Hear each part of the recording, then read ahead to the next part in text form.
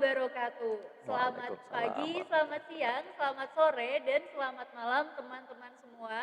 Kali ini aku, Nur Saida, dan juga rekan aku, Ari Widodo, kita bakalan ngebahas tentang sejarah pemikiran ekonomi, khususnya di pemikiran ekonomi klasik. Tapi sebelum masuk ke materi, disclaimer dulu ya teman-teman bahwasanya kita di sini bukan ahlinya tentang sejarah pemikiran ekonomi, tapi kita di sini bakalan diskusi tentang pemikiran ekonomi, khususnya pemikiran ekonomi klasik. Nah, oke, langsung aja kali ya, Ri. Udah nggak sabar bahas tentang pemikiran ekonomi klasik. Kalau teman-teman tahu ya, bahwasanya sebelum ada pemikiran ekonomi klasik itu, sebelumnya kan ada zaman namanya praklasik yang isinya ada zaman Yunani kuno, merkantilis, dan juga yang lainnya. Nah, itu kan semuanya tercakup dalam sejarah. Kenapa sih, Ri, kita harus belajar tentang sejarah pemikiran ekonomi itu? Apa arti pentingnya? Oke, menarik ya, ya pertanyaan pertama, kenapa sih kita harus belajar tentang sejarah gitu ya? Jadi kalau kita pengen belajar tentang sesuatu ya kita harus tahu kenapa sih kita harus belajar tentang itu gitu ya. Nah, untuk menjawab itu mungkin aku bakalan coba untuk menggarisbawahi satu kata kali ya, yang Iya. namanya adalah sejarah. Jadi sejarah itu merupakan kejadian-kejadian yang sudah terjadi pada masa lampau. Nah, sejarah ini itu bakalan berulang gitu ya, akan berulang mungkin di masa sekarang ataupun masa yang akan datang. Nah, dengan kita mempelajari sejarah ini, kita juga bisa mengetahui masalah yang ada di masa lalu dan juga bagaimana cara menyelesaikan masalah yang ada di masa lalu tersebut. Jadi kalau misalnya sejarah itu terulang, kita sudah bisa mengantisipasi nih apa yang harus kita lakukan untuk mengatasi permasalahan-permasalahan yang ada tersebut. Oke, mantap. Berarti buat bahan evaluasi bisa gitu ya, Ria? Bisa banget. Ya, contohnya apa, Ri? Ada contohnya nggak nih? Kayak biar lebih paham Hmm, lagi. Gitu. iya ya. Mungkin dari yang kita rasakan sekarang kali ya. Apa tuh? Saat ini kan kita ada di dalam kondisi pandemi gitu ya. Oh iya, Sejak tahun 2020 ya, iya 2020 Maret Maret ada di Indonesia. 2020 pandemi masuk. Nah ini sebenarnya sebelum pandemi COVID-19 pun sudah ada pandemi di periode sebelumnya gitu ya. Di sejarah itu sudah ada. Kalau mungkin Said ingat, teman-teman ingat, itu kita pernah mengalami yang namanya Black Death gitu ya. Jadi di situ juga wabah virus itu juga menyerang manusia sehingga banyak terjadi kematian akibat virus tersebut. Nah, kita saat ini itu juga belajar nih dari masa lalu. Jadi masa lalu tersebut saat Black Death itu ada suatu kejadian di mana terjadi virus Black Death tapi malah mengadakan suatu pesta gitu yang Oh iya. mengakibatkan kematian massal pun terjadi. Nah, dengan kayak ginilah pemerintah saat ini mungkin kalau teman-teman ingat lakukan ada yang namanya PSBB, pokoknya pembatasan-pembatasan lah agar kita itu tidak saling kontak fisik satu sama lain. Itu juga pembelajaran nih dari sejarah. Jadi Oh iya. sudah pernah terjadi, nah kita bisa belajar dari yang Biar sudah nggak terjadi. berulang kayak gitu ya, Betul, Ria? biar gak terulang. Oke, berarti penting banget ya teman-teman buat belajar tentang sejarah pemikiran ekonomi. Karena kali ini kita bakalan ngebahas tentang pemikiran ekonomi klasik dan tadi juga udah disinggung tentang sejarah juga gitu ya, sejarah yang bakalan berulang terjadi begitu pula dengan permasalahannya. Sekarang aku mau nanya nih, Ri. Kan pemikiran ekonomi klasik, sejarah munculnya kayak gimana, Ri?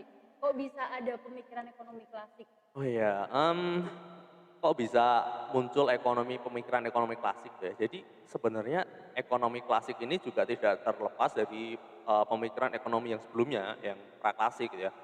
Di situ juga sudah ada banyak, mungkin ada yang dari zaman Yunani kuno, Mhm, mungkin juga dari skolastik, mhm, fisiokrat, merkantilis dan iya. sebagainya. Nah, ekonomi klasik itu sendiri juga lahir untuk mengkritisi salah satu teori yang ada, yaitu merkantilis. Jadi kalau misalnya teman-teman ingat, teori merkantilis itu menyatakan bahwa kekayaan dunia itu ternyata tetap. Nah, kaum merkantilis itu berpendapat demikian. Jadi kaum merkantilis, untuk meningkatkan perekonomiannya, mereka itu harus mengambil kekayaan atau sumber daya dari negara Negara lain. lain yang lebih miskin gitu ya. Jadi dengan cara gimana? Dengan cara mereka kolonialisme seperti yang mungkin kita rasakan juga ya waktu itu Waktu ya, Indonesia ya, waktu kita Indonesia ya, dijajah sama dijajah Belanda. sama Belanda 350 tahun itu juga salah satu bentuk merkantilis. Jadi kayak gitulah cara kaum merkantilis untuk apa ya, meningkatkan perekonomian. Selain itu juga kaum merkantilis itu juga kayak membatasi gitu loh kalau misalnya ada ekspor dan impor gitu. Jadi Oh gimana iya, caranya mereka mengekspor banyak, terus kemudian gimana caranya biar impor itu yang masuk tuh sedikit gitu. Nah, itulah cara-cara kaum merkantilis untuk apa namanya, membatasi perekonomian dan biar mereka itu bisa semakin maju seperti itu. Nah, ekonomi klasik ini dicetuskan oleh Adam Smith. Nah, dia itu nggak setuju dengan hal demikian. Nah, Adam Smith sendiri itu sebagai pelopor ekonomi klasik ini berpendapat bahwa aturan yang tinggi tadi, kemudian apa namanya, pembatasan-pembatasan yang terjadi itu enggak apa ya, pada akhirnya itu akan membatasi hidup kita gitu, akan standar membatasi hidup kita standar ya. hidup kita itu ya. Jadi itu bakalan juga menimbulkan konflik dari berbagai negara, kayak gitu, kayak gitulah. Itulah alasan kenapa munculnya ekonomi klasik, kayak gitu sih, kalau sepengetahuan aku ya. Oke, berarti pemikiran ekonomi klasik gara-gara sebelumnya ada pemikiran ekonomi praklasik khususnya yang merkantilis gitu ya, Betul, Ria. betul, betul. Nah, kalau nih, kalau ya misalnya waktu praklasik itu nggak ada merkantilis, pemikiran ekonomi klasik bakalan tetap ada atau nggak ada, Ri? Aduh, susah juga nih. Gimana gimana? Jadi kita berandai-andai ya, misalnya waktu itu sebelum ada ekonomi klasik ternyata nggak ada ekonomi praklasik, bakalan ada nggak sih? Iya, ada Jawaban nggak? pastinya ya pasti nggak tahu ya, karena itu Iya. kan sesuatu yang sudah terjadi dan bila waktu itu nggak terjadi gimana ya nggak ada yang tahu gitu ya. Tapi kalau kita bahas sebelumnya bahwa ekonomi klasik itu muncul akibat dari kritik terhadap perekonomian yang sebelumnya, jadi kemungkinan ya mungkin nggak ada atau mungkin waktu itu kalau nggak ada pemikiran sebelumnya mungkin Adam Smith juga bakalan tetap menulis sesuatu tapi sesuatunya itu ya belum tentu sama seperti sekarang gitu.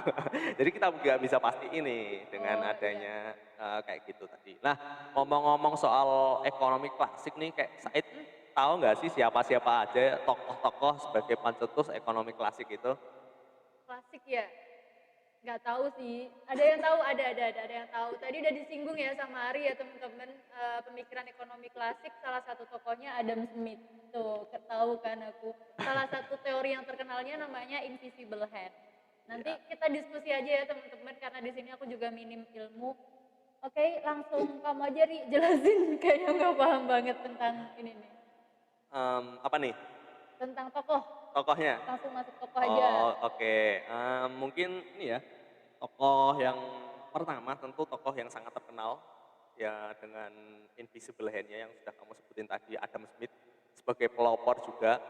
Nah, sebelum masuk ke sana mungkin ya It ya, kamu pernah dengar nggak sih kalau teori ekonomi klasik ini dia itu merupakan teori modern pertama yang ada di dunia? Oh iya, munculnya ekonomi modern pertama kali, ya Iya kan Ri? betul. Iya, nggak tahu sih Ri. Tapi kalau dihubungin klasik tuh bukannya artinya lama gitu ya Ri? Lama, usang, dahulu. Nah, kok bisa disebut sebagai ekonomi modern gimana Ri? Oh ya ya, jadi walaupun namanya klasik, kenapa sih dia disebut sebagai teori ekonomi modern pertama gitu ya. Jadi kalau kita coba flashback ke dalam sejarah sedikit ya. Jadi ekonomi klasik ini kan muncul pada sekitar periode 1700-an ya. Iya, Mungkin tepatnya 1700 berapa? 70, 76 oh atau 76, 76. iya. Nah, saat itu bangsa-bangsa di dunia, terutama bangsa-bangsa di barat, itu dia itu tertekan hidupnya gitu ya. Standar hidupnya sangat rendah, itu sudah dimulai dari zaman Romawi sampai mungkin zaman Renaissance. Jadi mereka itu bekerjanya itu ya sangat keras, tapi penghasilannya itu nggak ada gitu. Jadi penghasilannya itu hanya cukup untuk memenuhi hidupnya hari ini saja gitu ya. Jadi kalau Hmm, misalnya dia apa ya, bekerja sekeras apapun itu hasilnya tuh buat sedikit banget, buat makan hari ini doang gitu ya cukup Ri? buat makan hari ini doang gitu. Nah, pada masa itu ya, pada 1700-an itu semenjak adanya teori ekonomi klasik itu pertama kalinya muncul ya, buruh itu mendapatkan apa yang dinamakan upah minimum. Oh iya. Jadi upah minimum itu mencakup selain juga makan, dia juga bisa untuk bertahan hidup dengan pakaian yang layak tentu, dan Iya. juga bisa untuk membeli kayak rumah kayak gitu. Jadi sandang, pangan, papan itu pada masa itu kan sesuatu yang langka. Nah, itulah pertama kalinya manusia mendapatkan itu. Nah, sebelum-sebelumnya itu hanya para penguasa aja yang bisa hidup bermewah-mewahan, sedangkan rakyat miskin itu, rakyat pada umumnya itu hidupnya sangat susah gitu. Nah, selain itu juga di tahun yang sama itu terjadi sejarah yang cukup besar ya bagi bangsa Amerika tentunya. Nah, itu mereka bangsa Amerika itu pada tahun itu juga mendeklarasikan kemerdekaan. Yang namanya kemerdekaan itu kan kebebasan, kebebasan yang mana itu dapat terbebas dari belenggu yang sebelumnya mengikat mereka.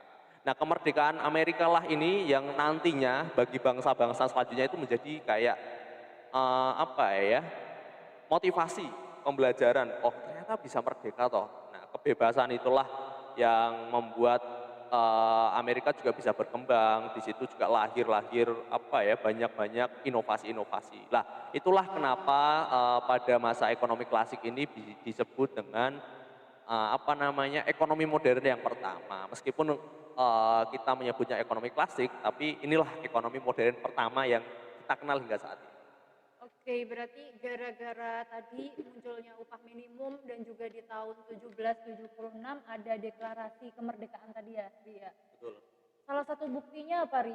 Buat ini, buat bukti. Em, Jadi kalau emang ekonomi bisa disebut sebagai zaman ekonomi modern gitu ya. oh ya, buktinya ya, dengan adanya kebebasan tersebut, jadi inovasi-inovasi itu banyak muncul. Nah, inovasi yang paling penting yang mungkin kita rasakan hingga saat ini, itu adanya inovasi terhadap penemuan mesin uap gitu ya. Jadi dengan adanya mesin uap tersebut, sesuatu yang dulu itu dikerjakan manual dengan tangan, memerlukan banyak waktu, itu bisa muncul gitu ya. Produksi lebih cepat, kebutuhan manusia itu yang terpenuhinya semakin banyak, hingga itu ditandai dengan revolusi industri.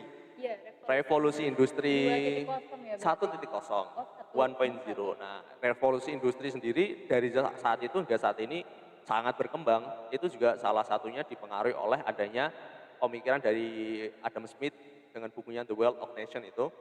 Hmm? Nah, sampai sekarang, sampai revolusi industri yang keberapa ini? 5.0 ya sudah ya? Indonesia masih 4 sih kayaknya. Oke, Indonesia masih 4.0 tapi sudah ada yang 5.0. Kurang lebih kayak gitu sih kenapa bisa disebut sebagai teori modern ya. Iya, ternyata nggak ada kaitannya ya teman-teman, namanya klasik. Aku kira aja tuh klasik ya udah kuno gitu, tapi bisa disebut sebagai zaman munculnya ekonomi modern. Pertama kali lagi gitu ya, Ri. Ya betul. Tadi udah disinggung sama Ari, kayaknya dari awal Adam Smith, disinggung lagi Adam Smith dengan karyanya The Wealth of Nations. Mungkin sumbangsihnya buat pemikiran ekonomi klasik, Ri, buat Adam Smith nih, bisa kamu jelasin deh. Oke, sumbangsih dari Adam Smith ya, seorang tokoh yang fenomenal luar biasa, tentu sangat Iya, banyak gitu ya. Jadi aku kalau kenalnya tuh doang sih soalnya, Adam Smith jadi gitu. banyak sektor yang dia itu pemikirannya itu bisa diterapkan di banyak sektor, banyak-banyak bidang gitu ya. Di antaranya dia juga memikirkan tentang fiskal, Oh tentang iya, moneter, tentang pertumbuhan ekonomi, tentang perdagangan internasional dan juga masih banyak lagi. Nah, coba kita urutkan satu persatu nih teori dari Adam Smith itu ada apa aja. Yang pertama di bidang fiskal dulu coba. iya, Oke, yang pertama di bidang fiskal Adam Smith itu dia itu mendukung adanya anggaran yang berimbang. Jadi tapi dia juga menolak adanya utang publik yang besar. Jadi anggaran itu harus imbang, utang publik itu kalau bisa ya nggak usah besar-besar amat lah, kecil-kecil aja gitu ya. iya, Nah, selain itu, ini yang bisa dibilang pemikiran yang menjadi dasar bagi kalau disebut sekarang itu ekonomi kapitalis gitu ya. Ekonomi-ekonomi yang mengedepankan akan adanya kebebasan. Jadi Adam Smith itu berpendapat bahwa pemerintah itu harus seminimal mungkin untuk ikut campur dalam kehidupan pasar, dalam kehidupan privat dan juga ekonomi dari warga negaranya. Jadi seminimal mungkin lah dia itu masuk, pemerintah itu masuk dalam ekonomi. Jadi kayak gitu sih. Kalau di bidang fiskal. Ya, kalau selanjutnya tadi ada bidang buat moneter, Ya, gimana? betul. Dalam kebijakan moneter, nah walaupun si Adam Smith ini menolak ide bahwa satu-satunya sumber kekayaan adalah emas dan perak, namun Adam Smith ini mendukung sistem moneter yang stabil, yaitu berdasarkan emas dan perak. Dan mendukung doktrin adanya perbankan yang bebas. Adam Smith sendiri dia itu menentang kuantitas uang dengan menunjukkan bahwa ternyata harga sangat bervariasi ketika persediaan perak atau uang sendiri dalam dalam artian luas itu meningkat. Jadi tidak bisa dipastikanlah kalau kuantitas uangnya banyak, harganya bakalan naik itu ternyata Adam Smith tidak berpendapat demikian. Oke.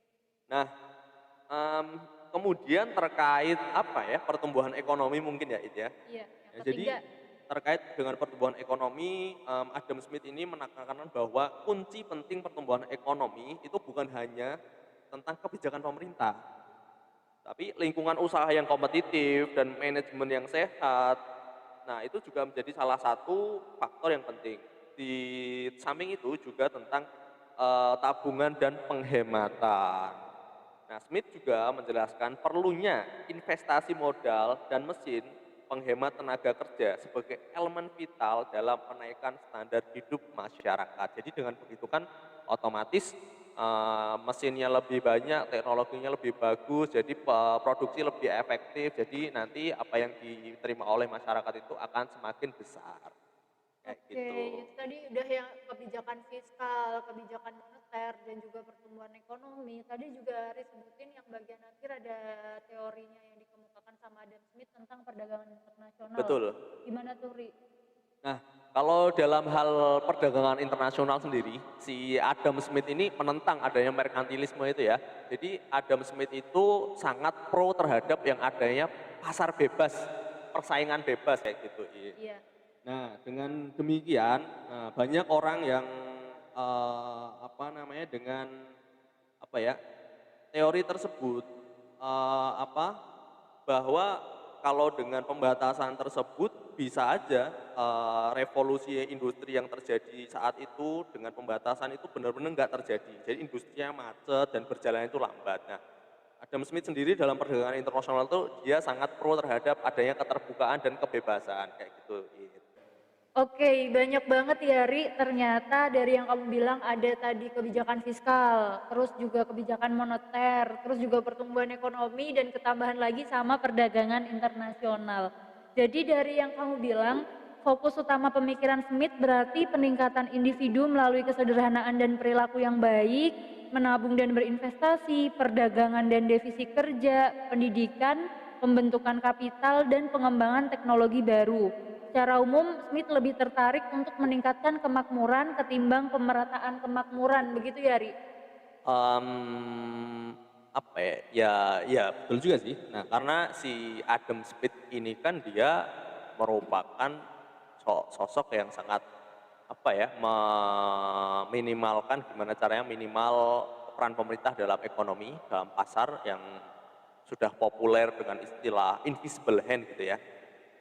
Nah, jadi menurut fokus ini yang menurutnya menciptakan kemakmuran dan bagaimana faktor-faktor produksi akan menciptakan lebih banyak kesempatan bagi seluruh masyarakat untuk mengumpulkan kekayaan menurut invisible hand ini ya.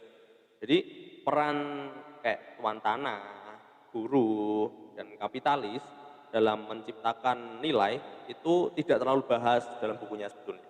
Namun isinya itu dia tuh begitu kritis mengenai banyak hal karena Smith itu lebih fokus pada pertumbuhan dan juga bukan tentang distribusi pendapatan kayak gitu. Jadi bener banget yang kamu bilang tadi tentang jadi Oke. dia tuh memang nggak fokus terhadap pertumbuhan, apa ya, dia tuh malah fokus terhadap pertumbuhan gitu loh, malah balik-balik nih.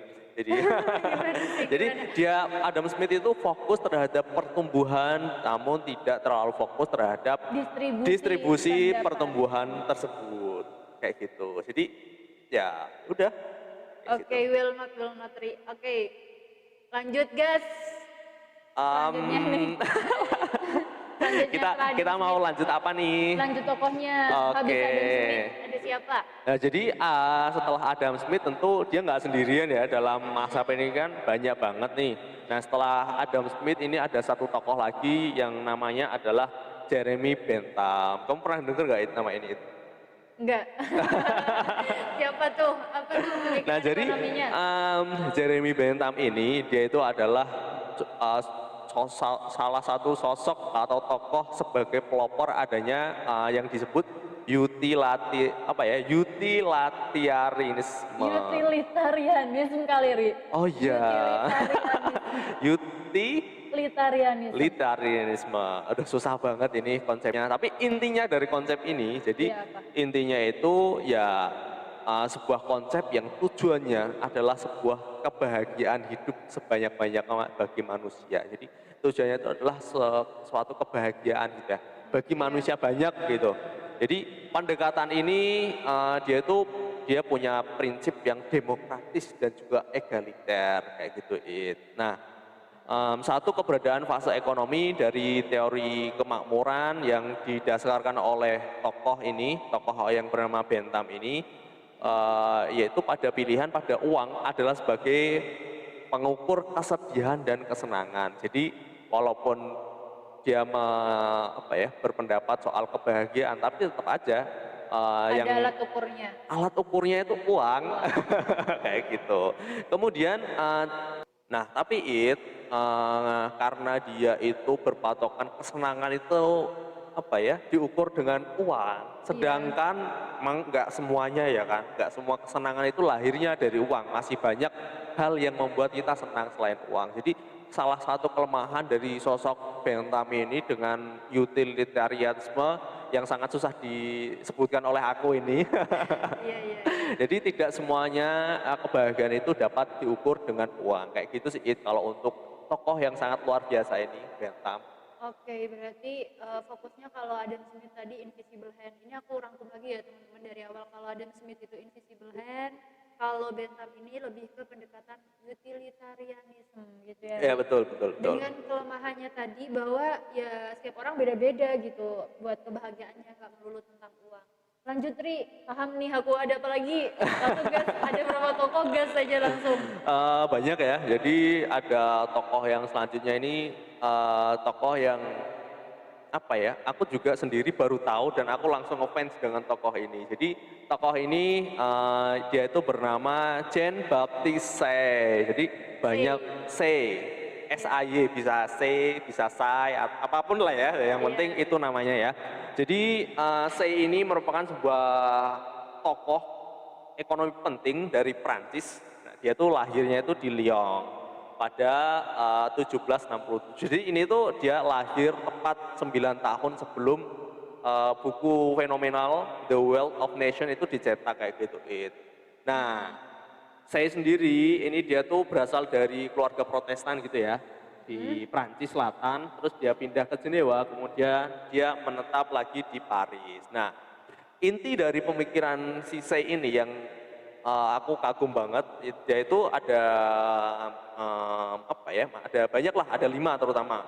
Masih tentang teori utilitas, kemudian pencetus entrepreneur, kemudian dia juga punya yang namanya hukum pasar Say, dan juga pertumbuhan ekonomi, kemudian juga yang terakhir dia tuh juga punya konsep tentang tabungan. Oke, banyak banget ya teman-teman, ada 5. Nah, tadi utility ya, Ri. Teori betul. utilitas, ya teori utilitas, aduh aku jadi yang ngomongnya susah banget.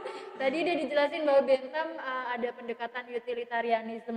Nah, Betul. di sini di Say dikatakan lagi teori utilitas. Bedanya apa, Ri? Kalau Oke. Jadi secara singkat, teori utilitas atau utility itu adalah cara konsumen menilai suatu barang atau jasa. Sedangkan produsen membuat nilai atau utilitas dengan mengubah input menjadi output untuk menutupi biaya produksi. Tapi saya ini dia tidak mengungkapkan teori utilitas marginal, tapi dia mengakui bahwa yang menentukan harga atau nilai suatu barang atau jasa adalah utilitasnya bukan biayanya. Jadi kayak gitu tentang teori utilitas yang aku pahami. Oke, paham. Lanjut, entrepreneur. Nah ini nih salah satu yang membuat aku sangat jatuh cinta ya dengan tokoh yang Iya. satu ini. Jadi dia itu pencetus yang nama yang sangat familiar untuk kita semua saat ini, yang kita sebut dengan entrepreneur, entrepreneurship dan sebagainya. Dialah yang menciptakan istilah tersebut. Jadi apa ya? Pada saat itu si C ini menciptakan istilah entrepreneur yang mana sebenarnya secara harfiah itu artinya adalah orang yang mengurus kuburan. Aneh banget ya, tapi karena mengandung makna yang cukup ambivalen, maka si entrepreneur ini diterjemahkan sebagai dalam tanda kutip petualang gitu ya. Petualang yang maknanya itu adalah citra petualang yang komersil atau petualang kapitalis, yaitu orang yang mengkombinasikan model pengetahuan dan tenaga kerja untuk menghasilkan dan mengelola bisnis demi menciptakan laba atau profit. Nah, berbeda nih, kalau si C ini beda nih dengan Adam Smith. Jadi kalau seorang C itu kan dia selain sebagai pemikir, dia itu juga sebagai pelaku dari apa yang dia pikirkan. Jadi dia tuh juga seorang entrepreneur, dia itu juga seorang petualang, dia juga seorang pengusaha. Nah kalau Adam Smith kan dia ekonom gitu ya, pemikir, menciptakan buku, tapi dia tuh nggak benar-benar ngelakuin sebagai seorang entrepreneur. Jadi kalau si C ini beda itu, jadi dia tuh melakukan yang namanya entrepreneur kayak gitu. Nah selain entrepreneur, saya juga memperkenalkan beberapa istilah gitu ya tentang distribusi barang dengan istilah yang dinamakan dengan master agen atau adventurer, yaitu dia itu seorang agen ekonomi yang berbeda dengan tuan tanah dan buruh. Jadi agen gitu ya, dia itu bukan tuan tanah tapi juga bukan buruh juga, tapi di antara kedua tersebut kayak gitu. Nah, kemudian untuk meraih kesuksesan menurut C, seorang entrepreneur harus mempunyai penilaian, ketabahan dan juga pengetahuan yang luas. Selain itu, dia seorang entrepreneur itu juga harus berani mengambil resiko dan harus sadar bahwa selalu ada kemungkinan untuk gagal. Nah, aduh ini sih penting banget ya sebagai seorang entrepreneur ya. Namun jika entrepreneur tersebut dapat keluar dari kegagalannya, maka dia akan mendapatkan kesuksesan yang luar biasa besar. Menurut saya lagi nih, entrepreneur adalah seseorang yang berusaha untuk mendapatkan laba semaksimal mungkin dan mencari peluang yang sebesar-besarnya kayak gitu. Oke, berarti tentang entrepreneur sebenarnya kualitasnya udah diciptain say dari Iya, zaman betul. dulu ya. Yang Ya sampai kalau sekarang kita pakai gitu. ya kalau gagal bangkit kayak gitu-gitu ternyata udah dipikirin sama say gitu di zaman Betul. dulu. Itu tadi tentang utilitas sama tentang entrepreneur. Terus yang tiga lagi tadi Ri. Masih ada hukum pasar C. Jadi dia punya hukum sendiri nih. Dia Gimana menciptakan sebuah bunyinya? hukum sendiri. Jadi hukum dari hukum pasar C itu adalah kayak gini kira-kira. Supply creates on demand. Jadi artinya penawaran akan menciptakan permintaannya sendiri. Jadi bukan permintaan, dia kayak bukan bikin produk karena sudah ada permintaan, tapi dia bikin produk dulu, baru nanti permintaan itu juga bakalan muncul sendiri. Jadi menurut saya itu kayak gitu ya. Nah, jadi berkat analisis C inilah itu berhasil membuat penemuan penting, yaitu produksi adalah penyebab konsumsi, atau dengan kata lain output yang meningkat akan memperbesar pengeluaran konsumen kayak gitu. Oke, lanjut yang keempat pertumbuhan ekonomi ya. Iya, pertumbuhan ekonomi. Tadi pertumbuhan ekonomi Adam Smith, sekarang Pertumbuhan ekonomi versi C. C ini. Nah, jadi untuk pertumbuhan ekonomi versi C ini, kunci untuk mendapatkan standar hidup yang lebih tinggi yaitu dengan menaikkan pendapatan atau produktivitas. Jadi ya kuncinya kalau kita pengen sejahtera ya kita harus lebih produktif lagi.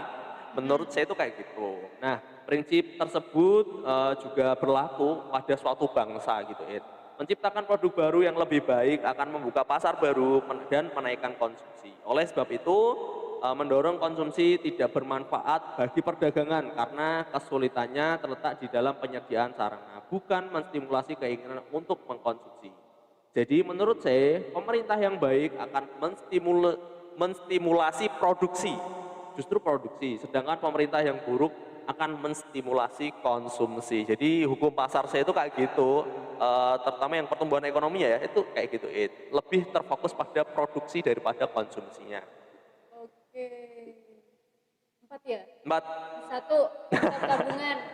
Nah, Konsep tabungan. yang terakhir konsep tabungan yang dipaparkan oleh saya ini, ya seperti yang dipaparkan pada sebelumnya, saya ini tidak sependapat dengan konsep peningkatan konsumsi akan meningkatkan pertumbuhan ekonomi, yang secara terbalik dapat diartikan bahwa saya juga tidak sependapat jika penghematan itu dianggap sebagai menurunkan pengeluaran dan output, karena definisi konsumsi adalah menggunakan utilitas, maka tabungan adalah cara pengeluaran yang lebih baik. Alasannya adalah tabungan dapat dipakai sebagai modal produksi dan investasi kayak gitu. Oke, kayaknya tugasku di sini cuma ngerangkum ya teman-teman. Ada lima tentang say. Tadi ada utilitas, pertumbuhan ekonomi, hukum pasar say, entrepreneur, yang terakhir tabungan. Lanjut Tri. Dari sih kayaknya udah banyak banget ya kita udah bahas ya. Baru tiga tokoh. Ada lagi nggak tokoh dari Masih pemikiran dong. ekonomi klasik? Jadi Siapa? ini juga tokoh yang mungkin lebih populer dibandingkan si C ini ya. Tokoh yang sangat aku Siapa? cintai tersebut. Ternyata lebih ada yang populer lagi dibandingkan dia. Gimana Kalau nih? kamu ini pasti kamu pernah dengar yang namanya David Ricardo. Iya, kenal. Tahu. Kayaknya David Ricardo nggak mungkin kenal aku sih karena udah nggak ada ya. Oke, jadi Iya. dia itu juga salah satu tokoh besar dalam pemikiran ekonomi klasik gitu ya. Jadi aku coba bacain sedikit nih tentang David Ricardo ini asal usulnya dari mana sih. Nah, jadi si David Ricardo ini dia itu lahir di London pada 1772. Nah, dia itu merupakan anak ketiga dari 23 bersaudara Banyak banget. dari keluarga Yahudi. Nah, yang bernama, ini bapaknya ini namanya Abraham Israel Ricardo, yang dia itu bekerja sebagai seorang pialan. Nah, kalau pemikirannya ini ada banyak. Nah, pemikiran yang pertama coba kita bahas tentang moneter kali ya, It ya. Jadi kalau di moneter itu pada periode itu, David Ricardo itu kan lahirnya 72-an. Nah, saat dia berumur 30-an, dari kan berumur 30-an dia udah cukup mateng gitu ya, pengalaman dunia udah banyak. Nah, saat itu 1809 itu Inggris itu mengalami yang namanya inflasi yang tinggi. Jadi si David Ricardo ini coba untuk menawarkan solusi dengan menuliskan pemikiran ekonomi pertamanya pada 1811. Nah, yang dia beri judul The High Price of Bullion. Jadi dalam bukunya tersebut dia mengatakan bahwa penyebab inflasi itu dikarenakan Bank of England itu tuh menerbitkan uang kertas yang berlebihan gitu. Produksinya uang kertas itu terlalu tinggi. Jadi si David Ricardo ini berpendapat itu sama dengan teori kuantitas uang seperti David Hume gitu ya, yang mungkin Tadi ditolak ya sama Adam Smith malah. iya betul, yang menyatakan bahwa tingkat harga itu dipengaruhi oleh perubahan jumlah uang yang beredar. Jadi kalau tokoh sebelumnya itu nggak setuju. Tapi ternyata kejadian juga bahwa jumlah uang itu juga bakalan sangat mempengaruhi ya, dengan tingkat harga gitu ya. Nah, untuk menjaga stabilitas moneter suatu negara, David Ricardo ini berpendapat sistem moneter harus menggunakan standar nilai tukar emas. Artinya, uang yang beredar di suatu negara, baik dalam bentuk simpanan maupun kredit, ini dapat dikonversikan dengan harga emas yang sudah ditetapkan dengan cara agar nilai uangnya itu sebanding dengan nilai emasnya kayak gitu, Im. Nah, dalam bukunya si David Ricardo ini mengatakan dengan tegas bahwa pihak yang mengeluarkan uang kertas harus mengatur pengeluarannya itu berdasarkan harga emas, bukan berdasarkan kuantitas uang kertas yang beredar kayak gitu ya. Ini mungkin yang sampai sekarang kita terapkan di sistem moneter Indonesia juga ya, It ya. Oke, berarti itu yang biasanya diterapin di Indonesia juga ya, Ri? Kalau misalnya ada inflasi tinggi, kalau teman-teman tahu kan yang punya kebijakan moneter ini yang berwenang Bank Indonesia gitu ya, dia bakalan menurunkan juga jumlah uang yang beredar ya, Ri? Betul, betul, betul. Persis banget. Nah, seperti yang kamu sampaikan tersebut, nah itulah salah satu pemikiran dari David Ricardo yang dia tuh mengamini dari pemikiran tokoh lain yang namanya itu David Hume kayak gitu, Said. Oh iya. Pemikiran David Ricardo yang lainnya apa, Ri? Tadi kamu baru jelasin itu kok. Apa tuh? Yang dia lahir di mana kayak gitu. Pemikiran yang lainnya Oke, maksudnya. berarti kita baru bahas moneter ya untuk yang David Iya, Ricardo baru ini yang ya. moneter doang. Nah, selain apa ya kebijakan moneter itu juga masih banyak lagi nih hasil dari buah pemikiran David Ricardo tersebut. Nah, yang pertama kalau kamu ini kamu pasti pernah denger deh yang namanya LDR. Long distance, enggak. Tahu diminishing return. Iya, iya betul. Iya. Yang bunyi yang apa ya, the law of diminishing return atau LDR ini itu juga yang mencetuskan itu adalah seorang David Ricardo ya. Oke, note. Nah dia itu bunyi hukumnya tuh kayak gini, yaitu hukum pendapatan yang semakin berkurang. Nah the law of diminishing return itu menyatakan bahwa jika satu macam input atau faktor produksi terus-menerus ditambahkan, sedangkan input yang lain tetap atau konstan, maka pada mulanya itu akan menghasilkan total produksi yang semakin besar. Tetapi pada satu titik tertentu, maka tambahan produksi akan semakin berkurang hingga menghasilkan output yang menurun. Jadi bentuknya itu bukan yang kayak kurva gini, tapi nanti dia bakalan mencapai puncak dan dia bakalan turun lagi kayak gitu, Oke, gas lagi selanjutnya. ini teori selanjutnya mungkin ini juga sangat populer yaitu yang namanya keunggulan komparatif.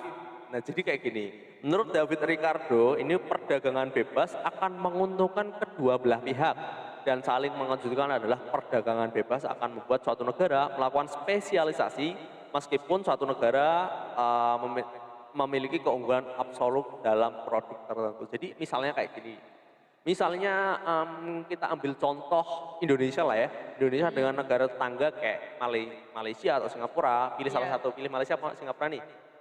Indonesia. Malaysia. Oke, Terus. Indonesia dengan Malaysia misalnya, Indonesia itu unggul di kayak produksi membuat apa ya, baju misalnya. Terus si Malaysia unggul dalam produksi membuat celana misalnya. Nah misalnya Indonesia itu dalam misalnya membuat baju dan celana, dia itu bisa menghasilkan setahun misalnya 3 baju 2 celana. Dikit banget setahun ya, oke. Kemudian si Malaysia ini dia setahun itu bisa menghasilkan contoh 3 celana 2 baju. Ya. Nah misalnya Indonesia ini hanya fokus menghasilkan apa ya namanya baju aja itu mungkin dia dapat menghasilkan 8. Sedangkan si Malaysia itu mungkin menghasilkan celananya mungkin 7 gitu ya. Jadi Iya. kalau kita compare, ya mendingan produksi Indonesia produksi baju aja, Malaysia produksi celana aja. Jadi Iya, kita oke. bisa saling ekspor impor gitu ya dengan apa ya produksinya itu lebih efektif dan efisien kayak gitu.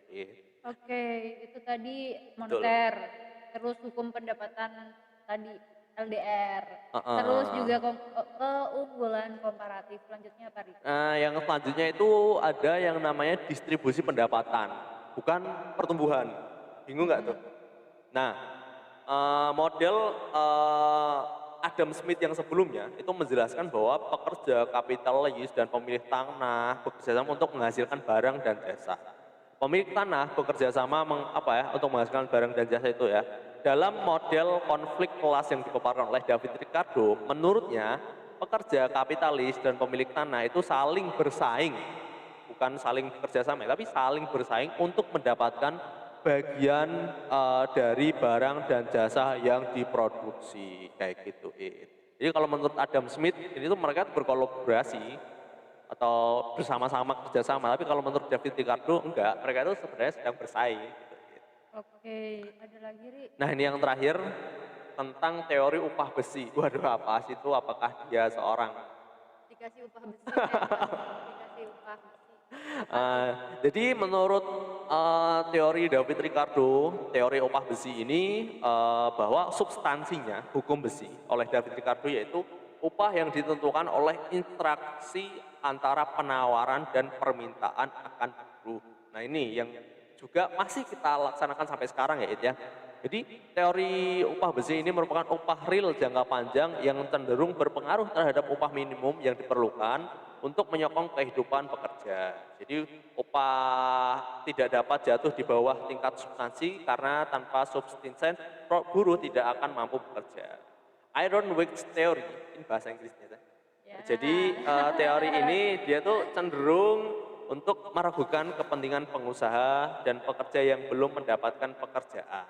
Kenaikan upah akan menurunkan permintaan tenaga kerja sehingga para pengangguran akan semakin sulit untuk mendapatkan pekerjaan dan para pengusaha juga disulitkan karena biayanya untuk produksi itu makin tinggi kayak gitu.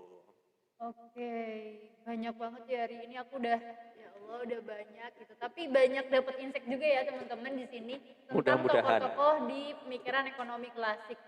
Lanjut aja Ri, ada tokoh siapa lagi tadi? Lanjut kita bahas tokoh yang selanjutnya aja kali ya Id ya. Yang terakhir Jadi nggak nih? Atau ada lagi? masih ada lagi sih sebenarnya. Dua terakhir lah. Buko. Iya, Oh iya. jadi yang selanjutnya itu ada tokoh yang dia itu namanya Thomas Robert Malthus. Jadi kamu pernah denger gak nih si Thomas Robert Malthus ini sebelumnya? Pernah dengar karyanya, kalau tadi Adam Smith The Wealth of Nations, kalau Malthus itu nama karyanya Essay on Population. Bahas Betul. tentang kependudukan gitu loh. Iya, kalau iya yang betul Malthus. banget. Ih, kamu udah tahu ya kayaknya. Oh iya, Jadi makasih. ini ini teori itu juga cukup terkenal sampai sekarang ya. Jadi kalau menurut teori dari Robert Thomas Malthus, nah populasi manusia itu cenderung bertambah sesuai dengan deret geometri. Nah sedangkan produksi atau sumber daya yang tersedia itu tumbuh menurut deret hitung. Jadi kalau gini loh gampangnya, jadi kalau manusia itu tumbuhnya itu deret geometri kayak dari 1, 2, 4 ke 8, 16, 32, 64 gitu. Nah sedangkan apa ya sumber daya itu tumbuhnya itu kayak deret aritmatika 1, 2, 3, 4, 5, 6. Jadi pada satu saat jumlah manusia itu akan sangat besar sehingga mereka itu tidak akan tercukupi kebutuhannya karena pertumbuhan sumber daya itu hanya mengikuti deret aritmatika kayak gitu menurut Oke. hukum ini.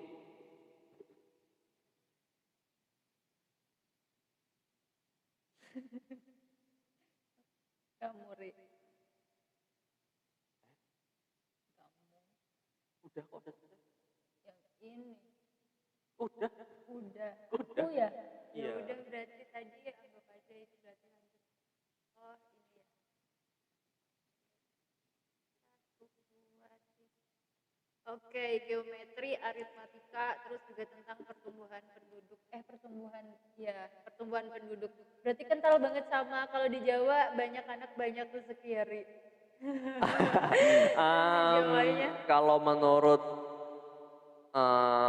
banyak anak banyak rezeki itu kan mungkin ini ya kearifan lokal kita ya.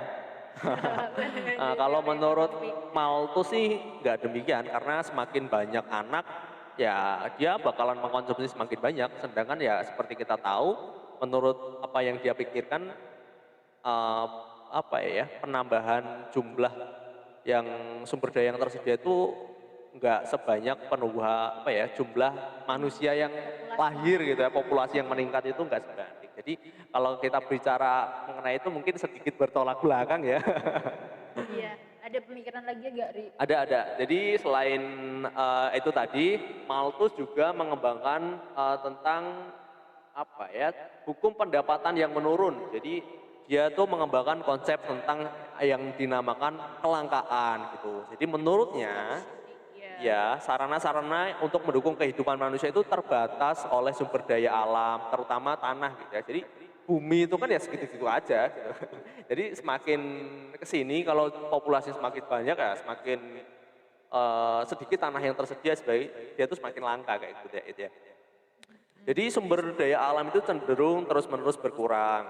Yang kita kenal dengan sekarang itu yang namanya hukum pendapatan yang menurun. Jadi Malthus mengacu pada jika seseorang menambahkan lebih banyak kapital atau tenaga kerja pada satu tanah dengan luas tertentu, maka penambahan faktor produksi atau outputnya akan semakin melambat. Nah, hal tersebut dengan asumsi bahwa faktor-faktor yang lain itu enggak berubah, seperti teknologi dan kualitas sumber daya lainnya itu tetap.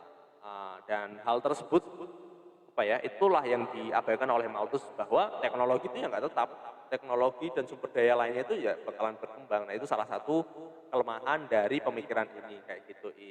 Iya, padahal kan sebenarnya kalau teknologi itu kayak kemajuan teknologi pertanian, terus juga penemuan mineral baru dan sumber daya alam baru lainnya, itu kan harus dipertimbangkan ya, Betul, Ri. betul.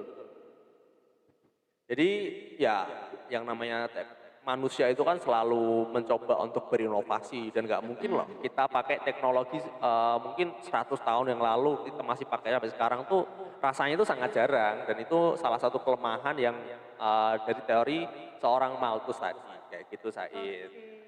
Em, apa ya? Jadi itu sih kalau dari Malthus. Oke, Nah, guys.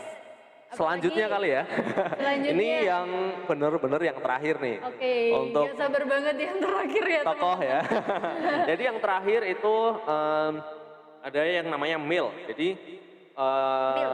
ini coba aku bacain sedikit ya tentang seorang Mill ini. Jadi dalam karyanya Principle of Political Economy yang terbit pada 1848. Jadi ini ya setelah revolusi industri ada lah ya. Itu menuliskan tentang masalah produksi yang merupakan bagian dari kegiatan ekonomi dalam hal pemenuhan kebutuhan masyarakat dan keinginan pasar.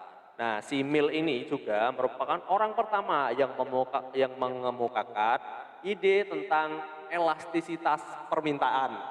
Nah, Iya. ternyata kita belajar elastisitas permintaan baru Dari tahu dulu.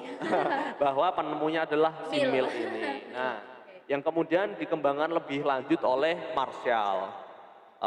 Nah, dua sumbangan lain yang terkenal adalah permintaan timbal balik dalam perdagangan internasional dan membedakan hukum-hukum produksi dan juga distribusi. Mill meramalkan bahwa kelak akhirnya akan tercipta suatu masyarakat yang stasioner, di mana pertumbuhan penduduk dikendalikan secara sukarela.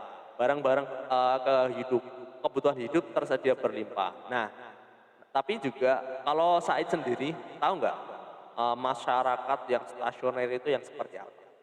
Nggak tahu. Yang gimana Oke, tuh jadi masyarakat yang stasioner yang diramalkan Mil? Terjadi nggak, Ri? Nanti. ternyata masyarakat yang stasioner yang diramalkan oleh Mill tuh nggak pernah terjadi. Sayangnya tuh itu, Bu. Oh, berarti ramalannya salah ya? Ya, kali ini ramalannya kurang tepat ya. Kan mikir. Ya Iya, betul. gimana tuh? Namanya juga konseptor ya. Jadi itu juga sambil membayangkan kalau ini terjadi kayak gini apa yang akan terjadi selanjutnya. Kalau ini kayak gini apa yang terjadi selanjutnya. Nah, pemikiran-pemikiran itu juga kan masa depan gitu ya, belum tentu terbukti dan akhirnya salah satu yang tidak terbukti itu ya masyarakat yang stasioner ini. Kayak gitu. Oke. Oh, gitu. Oke. Nggak kerasa banget semua tokoh Tokoh udah ya. kebahas. Ada berapa tadi, Ri? Yang pertama ada Adam Smith. Yang kedua tadi ada Bentham. Iya betul. Yang ketiga ada siapa? Say. Say. Iya betul. Sebelum Say ada siapa? Ada Malthus, ada Ricardo, dan ada Mill. Ada 6 ya teman-teman semua berarti di pemikiran ekonomi klasik. Tapi sebelum ditutup, tentunya aku masih ada beberapa pertanyaan buat Ari yang tadi udah dijelasin semuanya gitu ya, sumbangan pemikirannya setiap tokoh gitu. Yang kita inget-inget dari tadi, ada pula yang juga lewat gitu aja mungkin lupa. Nah, di sini aku mau simpulin dulu tentang Mill, berarti ada esensi model ekonomi klasik dari zamannya Adam Smith sampai Mill ini sebenarnya terangkum dalam beberapa prinsip umum. Yang pertama, penghematan, kerja keras, kepentingan diri yang baik, dan kedermawanan terhadap orang lain adalah kebajikan dan karena itu harus didukung. Yang kedua, pemerintah harus membatasi kegiatannya pada pengaturan keadilan, memperkuat hak milik privat, dan mempertahankan negara dari serangan asing. Yang ketiga, di bidang ekonomi, negara harus mengadopsi kebijakan laissez-faire, non-intervensi, perdagangan bebas, pajak rendah, dan birokrasi minimal, Yang keempat, standar klasik emas atau perak akan mencegah negara mendepresiasi mata uang dan akan menghasilkan lingkungan moneter yang stabil di mana ekonomi bisa berkembang. Oke, itu dari kesimpulan Adam Smith sampai J.S. Mill, Betul. esensinya ada di 4 prinsip umum itu. Selanjutnya, karena kita di Indonesia, ini keganjalan aku dari tadi karena contohnya yang ada di Indonesia cuma dikit, kayak tadi disuruh milih Malaysia atau Singapura gitu ya. Karena kita hidup di Indonesia, pemikiran ekonominya tapi juga waktu itu yang mencetuskan juga bukan dari orang Indonesia. Nah, kalau di zaman sekarang gitu, relevansinya buat ekonomi di Indonesia apa? Atau kasih contoh deh yang pemikiran ekonominya boleh dulu, tapi penerapannya di zaman sekarang. Oke. Jadi tadi contoh-contohnya mungkin sambil kita bahas tokohnya, kita bahas tentang teori-teorinya udah cukup banyak ya yang dicontohkan ya. Ya Iya, mungkin yang tadi kelewat itu si Malthus gitu ya. Soal apa ya tentang jumlah penduduk dan juga bagaimana sumber daya yang mendukungnya gitu ya. Jadi oh iya yang tentang bukunya betul tadi ya, kependudukan. kependudukan tadi. Ya, dari pemikiran Malthus tadi, dia akhirnya kita itu juga melaksanakan juga nih sampai sekarang. Kalau misalnya Said pasti tahu lah ya yang namanya keluarga berencana. Iya, tahu anak Dua anak cukup. cukup. Nah, itu juga sebagai Iya. antisipasi bahwa biar nggak deret geometrik gitu pertumbuhan Oh penduduknya, iya. populasinya, sehingga ketersediaan sumber pangan, sumber daya alam itu juga masih tersedia kayak gituin. Nah, kemudian juga Indonesia juga menetapkan undang-undang perkawinan yang mengatur tentang batas usia menikah. Jadi dengan kayak gitu kan enggak anak-anak banget nikah gitu kan enggak ya. Jadi harus dia udah Pernikahan dini. pernikahan dini itu enggak terjadi Iya, gitu ya. iya, oke. Terus juga dia mengatur tentang pembatasan pemberian tunjangan bagi PNS atau angkatan bersenjata itu hanya sampai anak kedua. Jadi itu tuh Iya. tujuannya ya biar nggak usah punya anak tuh banyak-banyak gitu loh. Biar bakal dapat tunjangan. Nggak dapat tunjangan dan juga meningkatkan pelayanan kesehatan untuk mempermudah menjadi sektor KB tadi. Tapi ya itu intinya adalah agar populasi itu nggak meledak-meledak banget lah. Jadi kayak gitu. Mungkin itu Oke. sih sumbangan pemikiran yang mungkin belum kebahas tadi, baru dibahas Bagian di bagian iya. kesimpulan ini tadi ya, Iya, dibilang ya. contohnya dan juga relevansinya buat ekonomi terutama yang ada di Indonesia Betul, sekarang. betul, betul. Oke, itu keganjalan aku yang terakhir sih Ria, aku gak bakal nanya lagi karena ya udah panjang banget dan juga aku udah dapat insight banyak banget. Terima kasih buat Ari dan juga buat apa ya? Tim kita. Tim kita dari kelompok 2 pemikiran ekonomi klasik, ada Salim Anugrah, ada Nadia, ada juga Zahira, ada Arlin, ada siapa lagi Ri? Ada satu lagi Evi ya, semuanya menyumbangkan Betul. materi dan juga Dengan ini ya, passionnya. apa namanya, pembagian tugas yang sendiri-sendiri ya. Iya, terima kasih banyak dan juga atas nama kelompok kami minta maaf apabila ada kesalahan dan juga kekurangan. Apabila ada saran maupun ada kritik bisa langsung disampaikan agar video ini bisa diperbaiki ke depannya. Sekian. Ini ya, sebelum belum. ditutup kita Apa? juga harus mengucapkan terima kasih pada HIPMI PT UNES yang sudah menyediakan ruangan ini Oke, boleh. dan juga peralatan yang sedang kita gunakan ini. Thank you for HIPMI. Ya, terima kasih buat HIPMI PT UNES. Oke, dan terima kasih buat teman-teman semua yang sudah menyaksikan sampai akhir dan juga ya karena udah bilang minta maaf dan juga udah makasih gitu ya. Sekian buat podcast kita pada kali ini dan sampai jumpa di podcast lain kali kalau mungkin kita berkesempatan untuk podcast lagi. Wassalamualaikum warahmatullahi wabarakatuh. Saya pamit undur diri. Ari juga pamit undur diri. Bye-bye. See you next time. Sip.